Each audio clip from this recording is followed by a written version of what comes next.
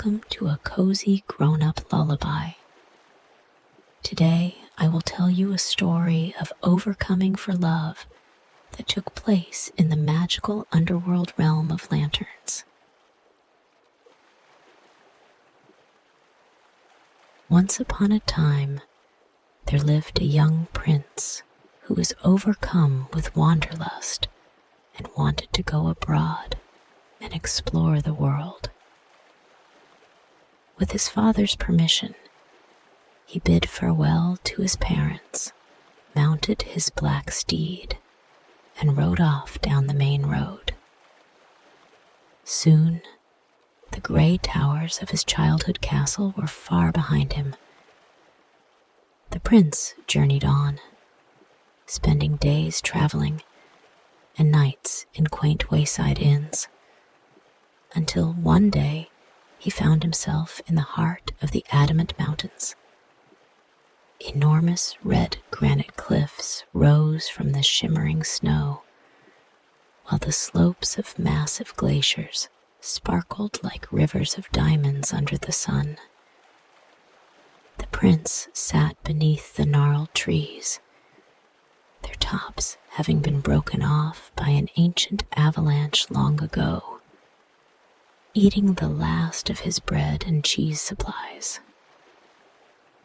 As the prince sat there, basking in the sunlight amidst the serenity of the mountains, he heard a low, continuous roar nearby.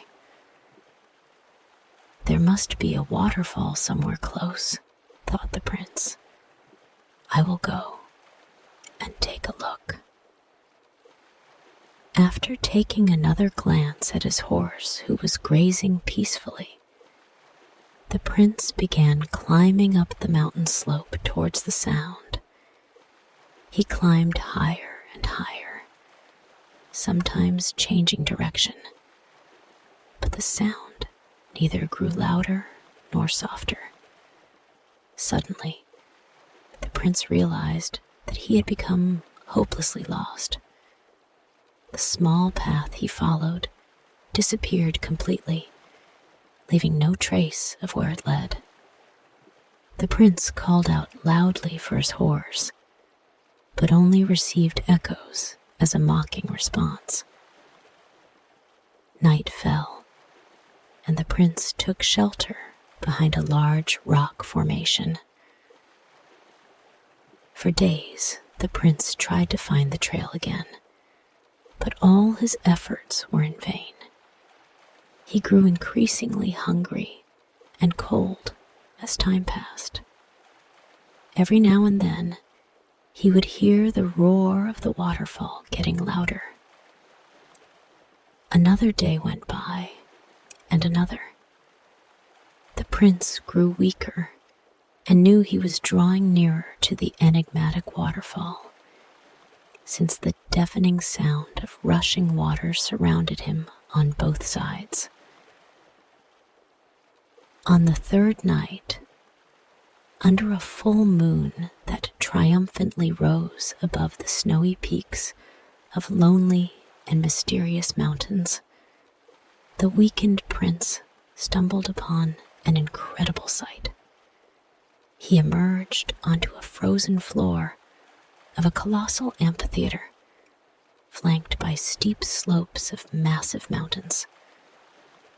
Far ahead, the opposite wall loomed ominously, a vast, dark abyss where a wide river thundered through the air, glowing eerily amidst the darkness, like molten silver spilling across the ocean.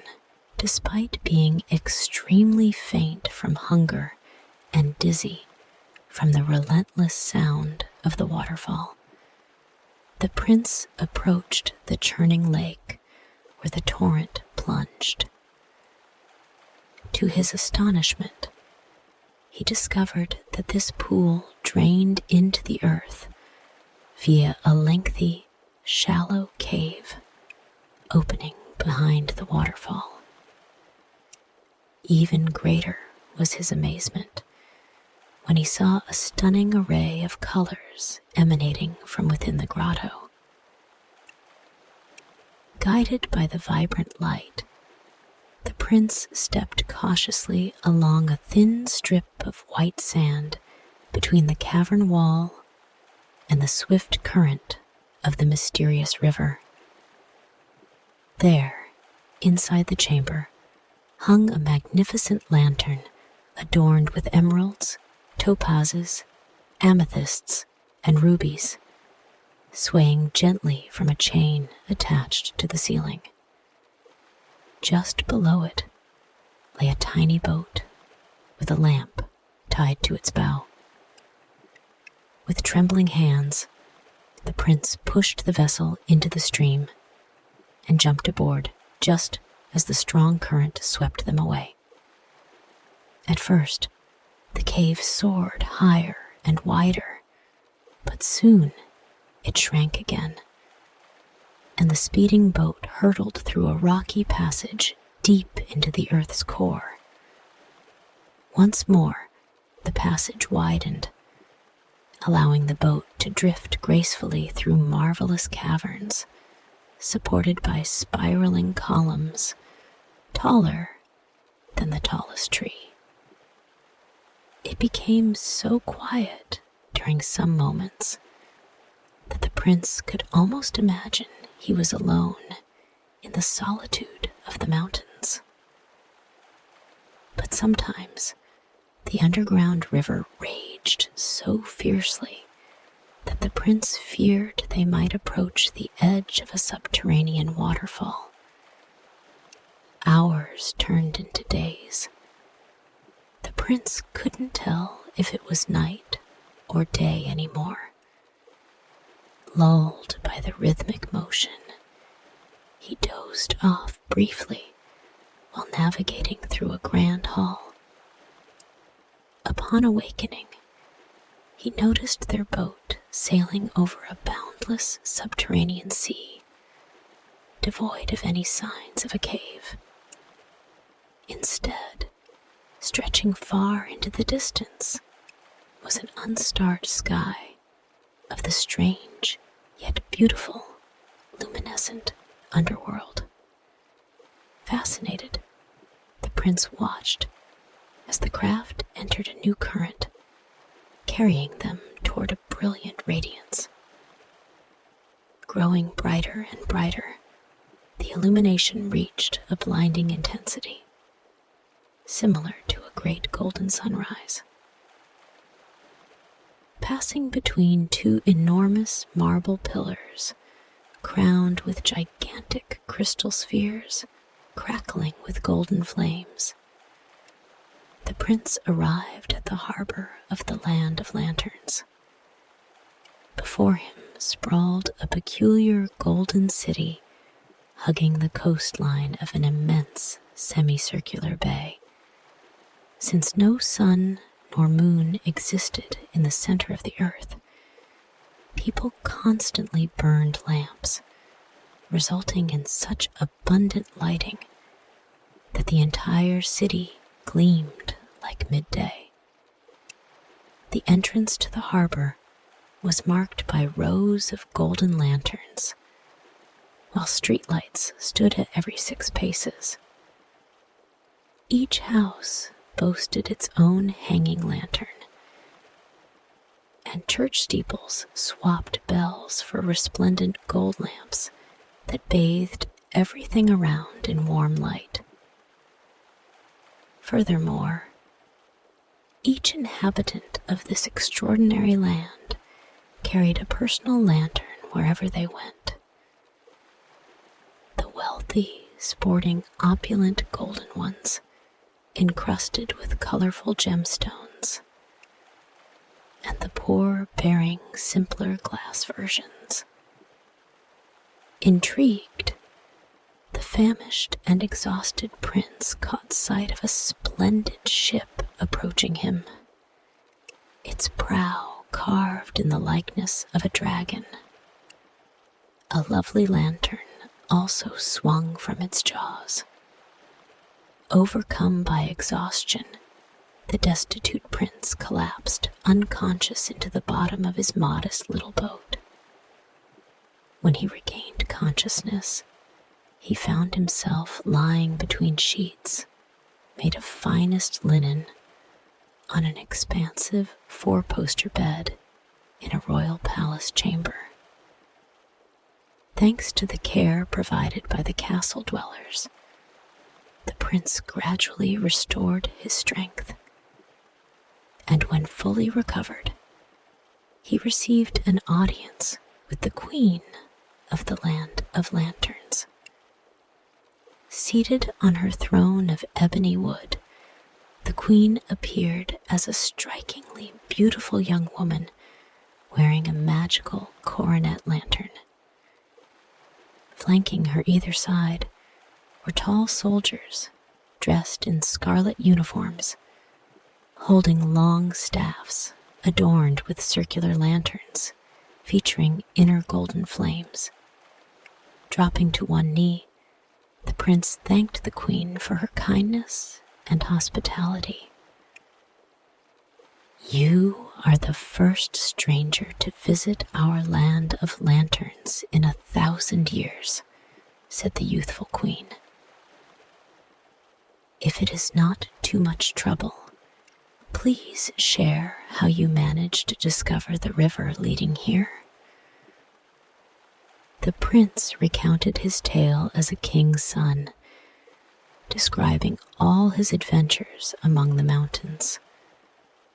Delighted by news of his noble lineage, the infatuated queen declared she had fallen in love with the handsome stranger at first sight. A month passed, and the prince remained a guest in the palace. Lavish celebrations, joyful dances, masquerade balls, picnics, and theater performances were held in his honor. One day, the prince and the queen, accompanied by a small entourage of courtiers, ventured to the border of the Land of Lanterns. Riding ahead of the group, the couple reached a hillock beyond which there was no light. Darkness stretched endlessly before them, covering the hilly terrain, growing denser as it moved farther from the glow, until finally engulfed by the eternal night of the underworld. Noticing tears streaming down the queen's cheeks, the prince asked, "My beloved, why do you weep?" Saddened by the sight of tears in his lady's exquisite eyes, he queried, "Why do you cry, my dear?" "I weep because I cannot bear the thought of parting forever despite our love," answered the queen. Surprised and alarmed, the prince questioned, "Forever, my fair lady? What do you mean?" "The cruel hand of fate hangs heavy over us," whispered the queen. "My dear prince, know that I am betrothed to Dragondeel the sorcerer, who shall come forth to claim my hand precisely 8 days hence." "Who is this Dragondeel?" demanded the confused prince. "Ah," sighed the queen, "Dragondeel is the most powerful sorcerer throughout the underworld. Cruel and treacherous, he always dons black garments. We met at a ball hosted by the Goblin King. All evening, Dragondeel showered me with compliments, and merely days later, an iron boat carrying his younger brother, a monstrous blue dog whom the people of the Land of Lanterns fled in terror, docked at the port of the Land of Lanterns. They slipped into the palace and dropped a jeweled box at my feet, which the beast bore in its mouth. Inside the charmed ship, the prince, disguised as a cook, sailed alongside 11 other royal attendants and the fearsome blue hound, sent by Dragondeel to prepare the haunted fortress for the fast approaching nuptials. Though terrified, the brave prince concealed his true identity and intentions, seeking any opportunity to foil the evil sorcerer's plans and rescue the kidnapped queen. Upon reaching the cursed shore, they discovered a grim citadel, ravaged by time and neglect. Jagged rocks lined the seashore, pounded ceaselessly by restless waves surging from the depths of the shadowy underworld ocean. Towering overhead, Dragondeel waited atop a desolate cliffside, surveying his domain with menacing intent. The party scurried about the dark, damp corridors, undertaking their assigned tasks, while others busied themselves sweeping dusty floors and polishing rusty suits of armor. The watchful prince crept deeper into the labyrinthine structure, searching for answers. He encountered many locked doors, barring access to unknown secrets.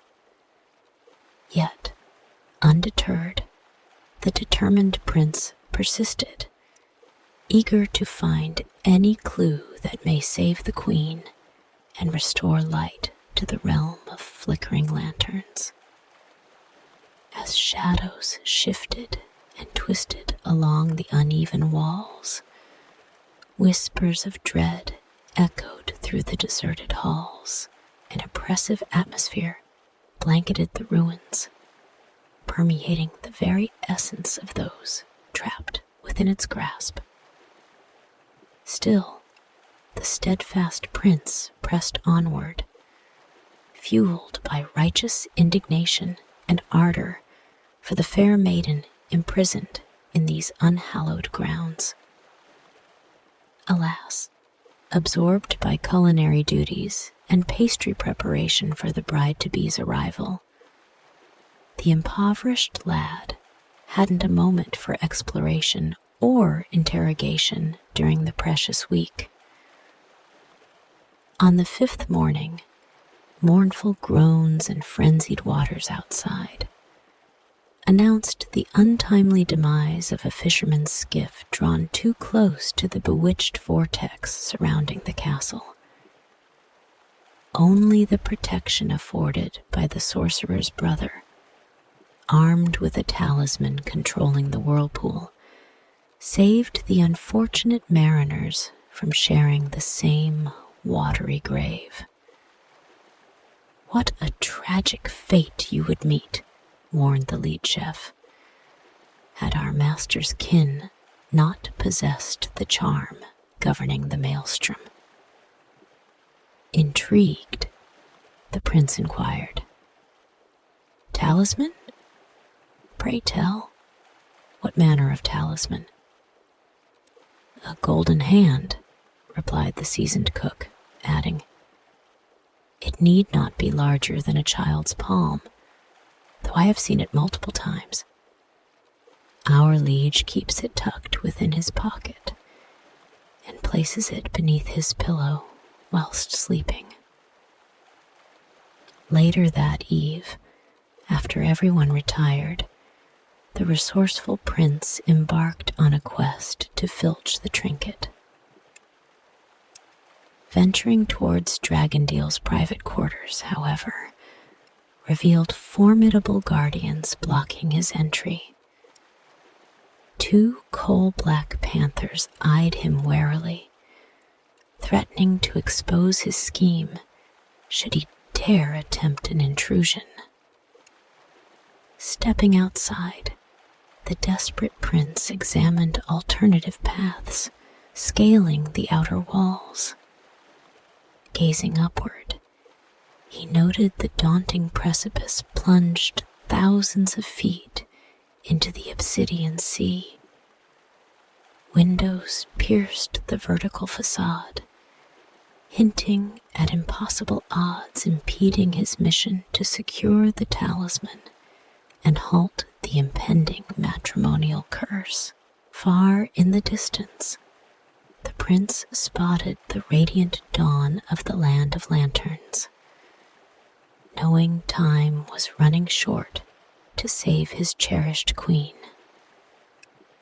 Wandering aimlessly with a heavy heart around the castle grounds, he came upon a frantic mother cat darting anxiously beside a fissure, from which pitiful mewls rang out urgently, desperate to save her kitten, lodged helplessly between jagged stones. The gallant prince risked life and limb, descended the treacherous incline, rescued the kit, and returned it safely to its grateful parent. "Thank you, valiant youth," purred the old cat.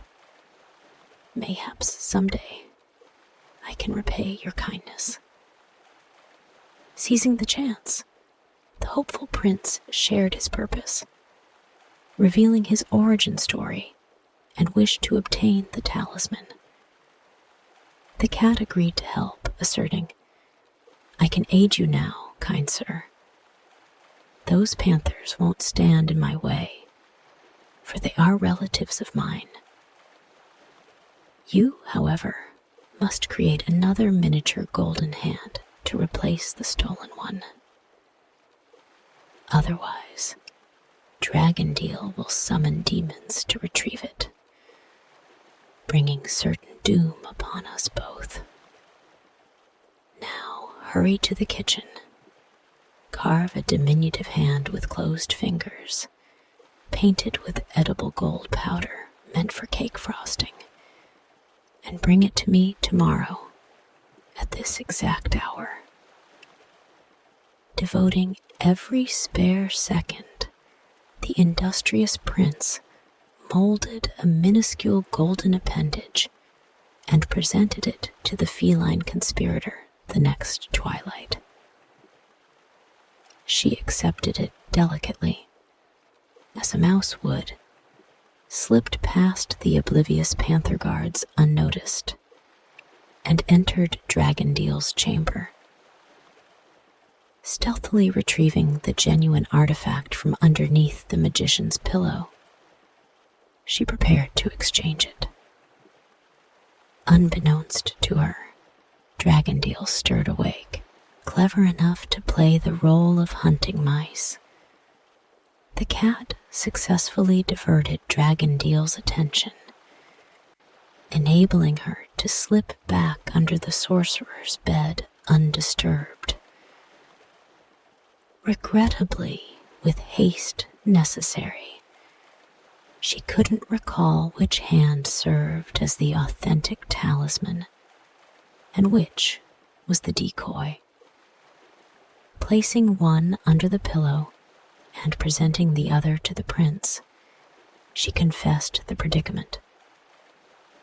Time ticked precariously, and as the 7th day commenced, Dragondeel, the blue beast, and the malevolent crew set sail for the land of lanterns and the wedding ceremony.